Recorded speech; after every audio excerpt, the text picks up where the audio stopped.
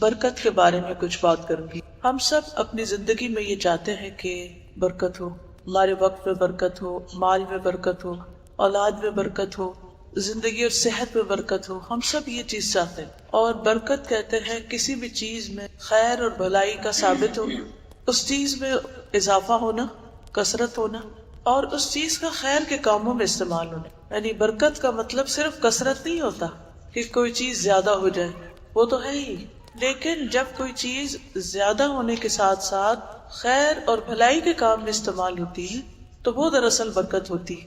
یہ برکت ہوتی کیسے؟ یعنی کسی بھی چیز کے اندر خیر کہاں سے آتی؟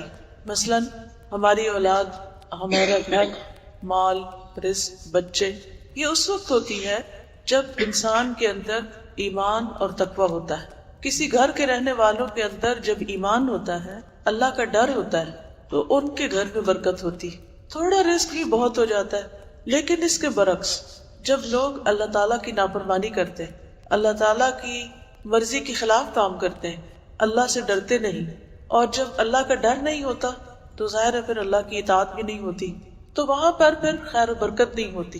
وہاں سب کچھ ہوتے ہوئے بھی سکون نہیں ہوتا، خوشی نہیں ہوتی، اطمینان نہیں ہوتا، اور ایک غم اور خوف اور ڈپریشن کی کیفیت ہوتی۔ ہر وقت انسان کو یہ فکر ہوتی ہے کہ معلوم نہیں کہ یہ چیز میرے پاس رہے گی یا نہیں رہے گی۔ اگر برکت ہو تو دنیا میں تو ظاہر ہے امتحان ہے ہی، چیزیں آنی جانی ہیں، لوگ آنے جانے ہیں، اور ہماری زندگی کا ہر دن ایک کم ہوتا چلا جاتا ہے، تو یہ سب کچھ تو اپنی جگہ ہے ہی، لیکن ان چیزوں کے نقصان پر بھی پھر انسان دراصل پریشان نہیں ہوتا، اس کو بھی اللہ کی رضا سمجھ کر قبول کرتا ہے، اور اس پر دل کو ایک اطمینان اور ایک سکینت نصیب ہوتی، انسان اللہ تعالیٰ کے فیصلوں پر راضی ہو جاتا ہے۔ قرآن مجید میں اللہ تعالیٰ فرماتے ہیں وَلَوْ أَنَّ أَهْلَ الْقُرَىٰ آمَنُوا وَاتَّقَوْا لَفَتَحْنَا عَلَيْهِمْ بَرَكَاتٍ مِّنَ السَّمَاءِ وَالْأَرْضِ۔ اگر واقعی بستیوں والے ایمان لے آتے اور تقوی اختیار کرتے، احتیاط کی زندگی بسر کرتے، گناہوں سے بچ کے رہتے، تو ہم ضرور ان پر آسمان اور زمین سے بہت سی برکتوں کے دروازے کھول دیتے، بہت سی برکتیں نازل کر دیتے۔ تو اس سے یہ بات صاف ظاہر ہے، واضح کر دی گئی ہے، کھول کے بتا دی گئی ہے کہ اگر اللہ کی فرما برداری ہوگی تو برکت ہی برکت ہوگی۔ پھر اسی طرح ہم دیکھتے ہیں کہ قرآن مجید میں اور نبی صلی اللہ علیہ وسلم کی سنت میں بہت دفعہ اس کا ذکر کیا گیا ہے۔ حضرت ابراہیم علیہ السلام پر ہم ہر نماز میں برکت کی دعا کرتے ہیں، ہم کہتے ہیں اللہم صلی علی محمد وعلی آل محمد کما صلیت علی ابراہیم وعلی آل ابراہیم انک حمید مجید اللہم بارک علی محمد وعلی آل محمد کما بارکت علی ابراہیم وعلی آل ابراہیم انک حمید مجید۔ اے اللہ محمد صلی اللہ علیہ وسلم پر اور آپ کی آل پر برکتیں نازل فرما جیسا کہ آپ نے ابراہیم علیہ السلام اور ان کی آل پر برکت نازل کی، وہ بڑے پھلے پھولے۔ اسی طرح تو محمد صلی اللہ علیہ وسلم کی امت پر بھی، آپ کی آل پر بھی برکت نازل فرما۔ تو یہ ایک ایسی دعا ہے جو ہم ہر نماز کے اندر اتحیات میں پڑھتے ہیں، لیکن جو لوگ نماز ہی نہ پڑھیں ان کو برکت کہاں سے نصیب ہوگی؟ ان کو تو یہ دعا لگ ہی نہیں سکتی، کیونکہ نہ وہ برکت کی دعا مانگتے اور نہ ہی پھر وہ دعا کا حصہ بنتے ہیں، کیونکہ جو شخص نماز ہی نہ پڑھے، جو اللہ تعالیٰ کے آگے جھکے ہی نہ، تو وہ پہلے درجے پر اپنے آپ کو بہت بڑے خیر سے محروم کر لیتا ہے۔ ابراہیم علیہ السلام کے بعد ان کے بیٹے اسحاق علیہ السلام کے بارے میں قرآن مجید میں آتا ہے، اللہ تعالیٰ فرماتے ہیں سورۃ صافات میں وَبَارَكْنَا عَلَيْهِ وَعَلَىٰ إِسْحَاقَ، اور ہم نے اس پر بھی برکتیں نازل کی اور اسحاق علیہ السلام پر بھی۔ ابراہیم علیہ السلام کے دو بیٹے ہیں، اسماعیل علیہ السلام اور اسحاق علیہ السلام۔ اسماعیل علیہ السلام کی اولاد سے تو نبی صلی اللہ علیہ وسلم، لیکن اسحاق علیہ السلام سے پھر آگے یعقوب علیہ السلام، اور یعقوب علیہ السلام سے آگے پھر ان کی 12 بیٹے ہیں اور پھر بنی اسرائیل ہے، اور اس طرح ابراہیم علیہ السلام کی اولاد اور اولادہ کی اولاد پر برکتیں ہی برکتیں۔ اسی طرح نبی صلی اللہ علیہ وسلم جس شخص کو برکت کی دعا دے دیتے تھے وہ پھلتا پھولتا تھا۔ مثلاً حدیث میں آتا ہے کہ اللہ کے رسول صلی اللہ علیہ وسلم نے حضرت انس کو برکت کی دعا دی تھی، اور حضرت انس کہتے ہیں کہ انہوں نے اپنی زندگی میں ان کی اولاد میں سے 100 سے زیادہ بیٹے پوتے اور ان کی اولاد تھی آگے۔ خود ان کی عمر بہت لمبی تھی، ان کے رزق میں بہت برکت تھی، کیونکہ انہیں برکت کی دعا ملی تھی نبی صلی اللہ علیہ وسلم سے، اللہم بارک لہو بی عمرہ و مالہ۔ پھر اسی طرح یہ ہے کہ صحابہ کرام بھی ایک دوسرے کو برکت کی دعا دیا کرتے تھے۔ مثلا نبی صلی اللہ علیہ وسلم جب مدینہ پہنچے ہیں تو آپ نے انصار اور مہاجرین کے درمیان میں ایک رشتہ مواخات قائم کیا، بھائی چارے کا۔ اس میں ایک مہاجر اور ایک انصاری دونوں آپس میں، جو مہاجر آتا تھا وہ انصاری کا مال، گھر میں سے جو بھی اس کی ضرورت کی چیز ہوتی تھی اس کو دی جاتی تھی، ایک طرح سے شیئر کرتے تھے۔ تو عبد الرحمن بن عوف جو مہاجر تھے، ان کو سعد بن ربیع جو انصاری تھے ان کا بھائی بنایا گیا تھا۔ اب ہوا کیا کہ نبی صلی اللہ علیہ وسلم نے جب ان کو آپس میں بھائی بنایا تو سعد بن ربیع بہت خوش ہوئے۔ انہوں نے عبد الرحمن بن عوف کو اپنا آدھا مال اور اپنا باغ اور باقی چیزوں کے علاوہ یہ کہا کہ میری 2 بیویاں ہیں، تم جس سے شادی کرنا چاہتے ہو میں اس کو طلاق دے دیتا ہوں اور پھر تم اس سے شادی کر لینا۔ لیکن عبد الرحمن بن عوف تو اللہ کے لیے مدینہ میں آئے تھے اور دنیا کے مال و متاع کے لیے نہیں آئے تھے، تو انہوں نے دعا دی اور کہا کہ اللہ تعالیٰ تمہیں برکتیں عطا کرے، بارک اللہ لک فی اہلک و مالک، اللہ تمہارے گھر والوں میں تمہارے مال میں برکت دے، دلونی علی السوق، مجھے بازار کا راستہ دکھاؤ، میں خود جا کے کام کاج کروں گا۔ اور پھر انہوں نے تجارت شروع کر دی اور ان کی تجارت میں اتنی برکت ہوئی کہ کچھ عرصے کے بعد جب انہوں نے شادی کی تو اپنی بیوی کو سونے کی ایک گٹھلی جو تھی وہ مہر کے طور پر دی۔ پھر اسی طرح عیسیٰ علیہ السلام نے اپنے بارے میں کہا تھا کہ وَجَعَلَنِي مُبَارَكًا أَيْنَمَا كُنتُ، کہ اللہ تعالیٰ نے مجھے مبارک بنایا ہے، میں جہاں بھی جاؤں گا وہاں خیر ہی خیر ہوگی۔ اسی طرح اللہ سبحانہ تعالیٰ جب کسی بندے پر راضی ہوتے ہیں تو اسے نہ صرف اس کے لیے بلکہ اس کے ذریعے اوروں کو بھی خیر اور بھلائی پہنچاتے ہیں۔ اس کے برعکس کچھ لوگ ایسے ہوتے ہیں کہ وہ جہاں جائیں وہیں جھوٹ، فساد، فتنہ اور خرابی پیدا ہونی شروع ہو جاتی ہے۔ تو اللہ تعالیٰ سے اس بات کی دعا کرنی چاہیے کہ اللہ تعالیٰ ہمیں بھی اسی طرح بابرکت بنا دے جس طرح عیسیٰ علیہ السلام کو بابرکت بنایا، جس طرح اسحاق علیہ السلام کو، جس طرح ابراہیم علیہ السلام کو اور باقی اپنے نیک بندوں کو۔ پھر اسی طرح قرآن مجید جو ہے یہ ایک بابرکت کتاب ہے۔ اللہ تعالیٰ قرآن پاک میں فرماتے ہیں وَهَذَا كِتَابٌ أَنزَلْنَاهُ مُبَارَكٌ، اور یہ کتاب جو ہم نے نازل کی ہے یہ بہت بابرکت کتاب ہے، مبارک کتاب ہے۔ یعنی جہاں بھی یہ پڑھی جائے گی، جو بھی اس پر عمل کرے گا، جو بھی اس کے ساتھ اپنا تعلق قائم کرے گا، وہاں خیر و برکت اور بھلائی ہوگی۔ عام طور پر لوگ کہتے ہیں ہمارے پاس ٹائم نہیں، ہمارے پاس وقت نہیں، اس لیے ہم قرآن مجید نہیں پڑھ سکتے، اور ان کو پتہ بھی ہوتا ہے کہ وہ ٹھیک نہیں پڑھ رہے، ان کو تجوید ٹھیک کرنی چاہیے، ان کو ترجمہ نہیں آتا ہے، مطلب نہیں آتا ہے، ان کو وقت نکالنا چاہیے، لیکن وہ ہر وقت یہ کہتے ہیں کہ ہمارے پاس ٹائم نہیں ہے۔ کبھی انہوں نے یہ بات سوچی کہ جو لوگ پڑھتے ہیں ان کے پاس ٹائم کہاں سے آتا ہے؟ وہ بھی تو انسان ہیں، ان کے بھی بہت کام کاج ہوتے ہیں، ان کا بھی گھر بار، اولاد، بچے، سب کچھ۔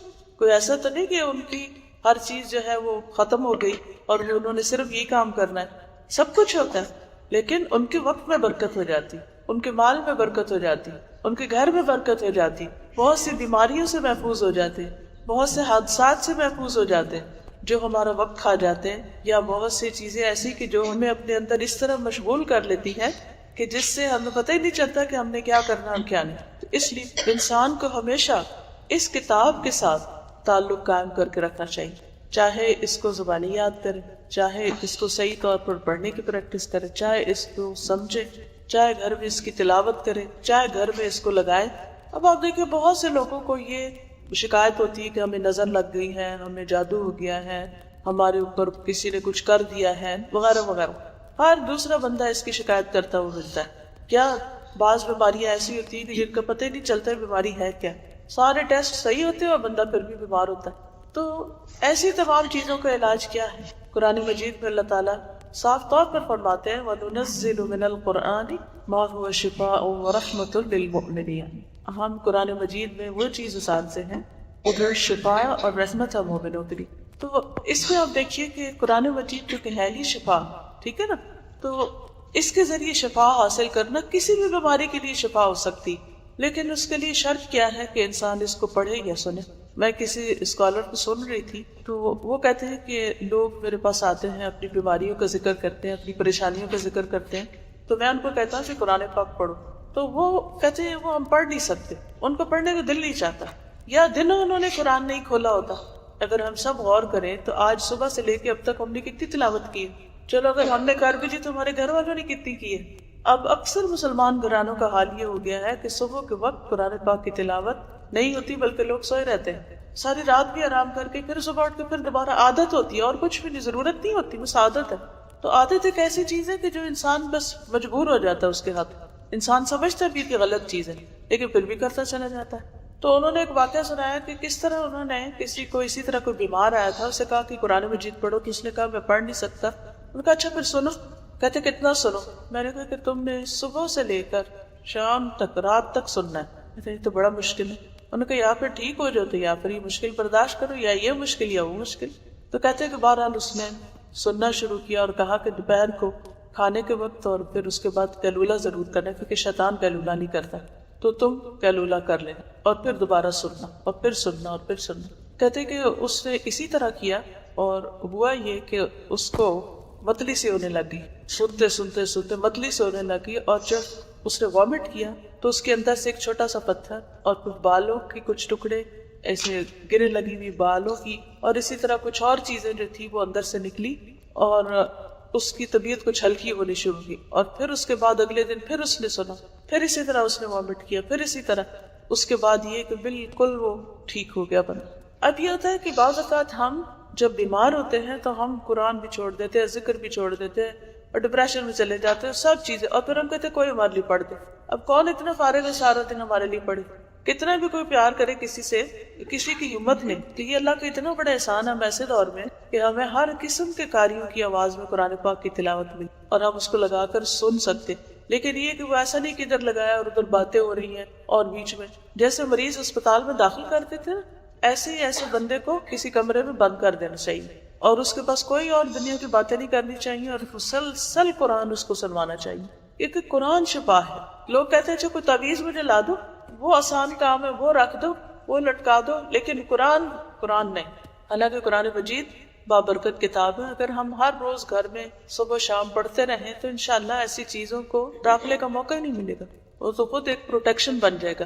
پھر اسی طرح یہ ہے کہ انسان کی جو غذا ہے اس کے اندر بھی برکت ہوتی. مثلا آپ صلی اللہ علیہ وسلم فرمایا کہ جب کھانا کھاؤ تو ان سائڈ سے کھاؤ، بیچ میں برکت اترتی. اچھا تو بہت سے لوگ کیا کرتے ہیں، بس وہ گھولے جاتے ہیں یا کھانے کے ہمارے طریقے ایسے ہوتے ہیں چمچ سے یا بیچ میں سے پیتے ہیں یا کھاتے ہیں تو ہر جگہ چمچ پھر رہا ہوتا ہے. تو کھانا چاہے چمچ سے ہی کھائیں تو کیا کریں، سائڈ سے کھانا شروع کریں. سوپ بھی پیئے تو سائڈ سے پینا شروع کریں.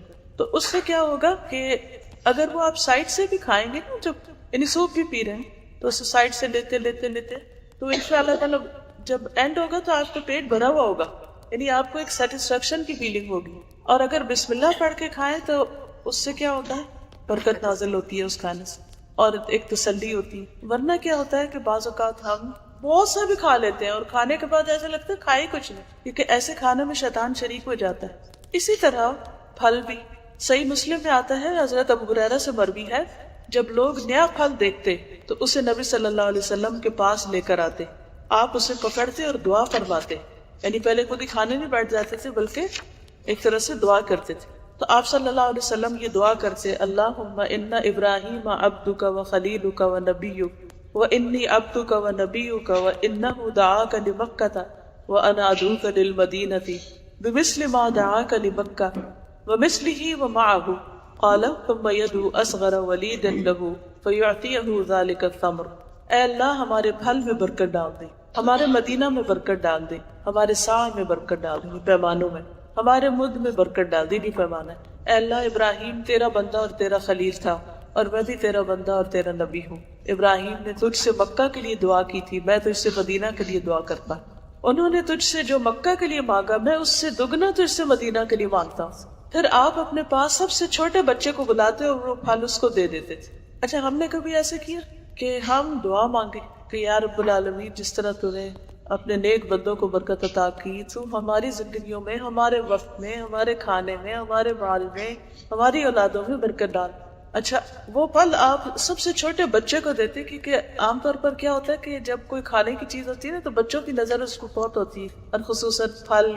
اور مدینہ کا پھل کیا تھا، کھجوریں تھی، سویٹس، آج کی چاکلیٹ کہنے ہیں. تو کیونکہ لالچ جو ہوتی ہے اس سے برکت نکل جاتی. جب انسان بغیر لالچ کے دل کی تسلی کے ساتھ کوئی چیز کھاتا ہے یا لیتا ہے یا دیتا ہے تو اس میں بہت برکت ہوتی ہے، لیکن جب انسان کو لالچ ہوتی ہے اور ہرس ہوتی ہے اور آپاداپی ہوتی ہے اور ہر ایک کو یہ ہوتا ہے کہ مجھے مل جائے اور ناجائز طریقوں سے بعض اوقات لینے کی کوشش کی جاتی ہے، تو اس سے پھر وہ برکت ختم ہو جاتی ہے، اور پھر انسان کے پاس کتنا کچھ بھی ہو اس کا دل غنی نہیں ہوتا، اس کے دل کے اندر سکون نہیں ہوتا، اس کے دل میں خوشی نہیں ہوتی۔ تو یہ دل کی خوشی اور اطمینان ایسی چیز ہے جو کسی مارکیٹ میں نہیں ملتی، یہ برکت ایسی چیز ہے جو کسی بازار میں نہیں بکتی۔ یہ آپ کی خیر بھلائی، دعائیں، اللہ کا ذکر، اللہ کا تقوی، یہ چیزیں برکت لاتی۔ پھر اسی طرح مسند احمد میں آتا ہے، ایک آدمی نبی صلی اللہ علیہ وسلم کو ٹکٹکی باندھ کے دیکھ رہا تھا جبکہ آپ نماز پڑھ رہے تھے، اور آپ اپنی نماز میں یہ دعا مانگ رہے تھے، اللہم اغفر لی ذنبی ووسع لی فی داری وبارک لی فی ما رزقتنی، اے اللہ میرے گناہ معاف کر دے، میرا گھر میرے لیے وسیع کر دے، گھر کھلا کر دے، اور میرے لیے میرے رزق میں برکت ڈال دے۔ عام طور پر گھر جو ہے وہ صرف رقبے سے بڑے نہیں ہوتے، بلکہ اس کے رہنے والوں کے دل جب بڑے ہوتے ہیں تو گھر بڑے ہوتے ہیں۔ چھوٹے گھر میں بھی بڑی بھلائیاں اور خیر ہوتی ہے۔ اکثر لوگ شادی جب ہوتی ہے اس وقت چھوٹے سے گھر میں ہوتے، پھر اس کے بعد جو بچے بڑے ہوتے ہیں پھر اللہ تعالیٰ مال میں بھی اضافہ کرتی ہے تو بڑے گھر میں چلے جاتے ہیں۔ لیکن بعض اوقات یہ دیکھا گیا ہے کہ جب بچوں کی شادی ہوتی اور بہو یا جو اگلی جنریشن ہے اس کے اندر خیر و بھلائی نہ ہو تو وہ بڑے گھر بھی چھوٹے ہو جاتے ہیں اور ان کے اندر بھی کوئی خوشی اور سکون نہیں رہتا۔ ہاسٹل میں جو ٹریننگ سیشن ہوتا ہے تو اس میں ہم لوگوں کو سینڈوچز بنانے سکھائے گئے تھے، اور اس میں یہ تھا کہ ایک ٹیبل پہ کچھ لوگ جمع ہو جاتے تھے اور پھر ہم لوگ سب نے مل کے سینڈوچز بنائے۔ تو اس دن حالانکہ ہم سب کے حصے جو ہے وہ ایک چھوٹا چھوٹا پیس ہی آیا تھا سینڈوچ کا، لیکن جب ہم نے وہ کھایا اور ہم اوپر گئے تو ہمیں رات ہی کھانے تک ہمیں بھوک نہیں لگی ہوئی تھی کسی کو بھی، ہم کہتے تھے کہ ہم فل ہو گئے ہیں۔ تو اس دن مجھے برکت کے لفظ پر یقین آیا کہ برکت واقعی کیا چیز ہوتی ہے۔ آپ کی کیا چیز تھی جس سے برکت ہوئی؟ سب کے مل جل کر کام کرنے سے، کیونکہ ید اللہ فوق الجماع، جماعت پر اللہ کا ہاتھ ہوتا ہے۔ جب لوگ مل کر کام کرتے ہیں، ایک دوسرے کا احترام کرتے ہیں، ایک دوسرے کا خیال رکھتے ہیں، ایک دوسرے کے لیے ایثار کرتے ہیں تو برکت ہوتی ہے۔ اور جب آپا دھاپی ہوتی ہے، لالچ ہوتی ہے، خود غرضی ہوتی ہے اور ہر کوئی کھینچا تانی کر رہا ہوتا ہے تو برکت اٹھ جاتی ہے۔ پھر اسی طرح صحیح بخاری میں ہے، ایک صحابی کہتے ہیں عروۃ البارقی کہ نبی صلی اللہ علیہ وسلم نے مجھے ایک دینار دیا کہ میں آپ کے لیے ایک بکری خرید کر لاؤں۔ اس سے میں نے 2 بکریاں خریدی، پھر ایک بکری 1 دینار کے عوض بیچ دی۔ ایک بکری اور دینار لے کے رسول اللہ صلی اللہ علیہ وسلم کے پاس آیا تو آپ صلی اللہ علیہ وسلم نے عروہ کی تجارت میں برکت کی دعا کی، جس کے بعد اگر مٹی کا سودا بھی کرتے تو اس سے بھی نفع حاصل ہوتا۔ کیا کہ آپ نے 1 دینار دیا کہ جاؤ میرے لیے بکری خرید کے لاؤ۔ وہ گئے، انہوں نے پہلے تو 2 بکریاں خریدی اس سے، پھر ان میں سے 1 بیچ دی 1 دینار کی، اور واپس 1 بکری بھی لے کے دینار بھی واپس لے گئے۔ تو آپ خوش ہو گئے کہ اتنا سمجھدار، اتنا اچھا کام کر کے آئے، تو آپ نے اس کو برکت کی دعا دی۔ اور وہ کہتے ہیں کہ اس کے بعد میں کوئی بھی تجارت کرتا، چاہے مٹی بیچتا، تو بھی مجھے نفع حاصل ہو۔ تو اس سے ایک بات یہ بھی پتہ چلتی ہے کہ وہ جو پیسے لے کر گئے تھے وہ نبی صلی اللہ علیہ وسلم کے پیسے تھے، اس پیسے میں بھی برکت تھی، اور پھر انہوں نے اس کو ضائع نہیں کر دیا کہ اچھا چلو ٹھیک ہے لینی ہے نا، کوئی سستی کے مارے کوئی بھی چیز پکڑ کے لیتے، اس کو اچھی طرح اس سے کام لیا، اس سے 2 خریدی، پھر اس سے آگے اور تجارت کی۔ عام طور پر جب ہمیں کوئی کام کہہ دے کرنے کو تو ہم بس خانہ پوری کر دیتے ہیں، کر لیا کر لیا ہو گیا، اس کو آسان طریقے سے نہیں کرتے۔ اب کیا ہوتا ہے کہ دوسرے کا دل نہیں خوش ہوتا، پھر اس کے دل سے دعا نہیں نکلتی۔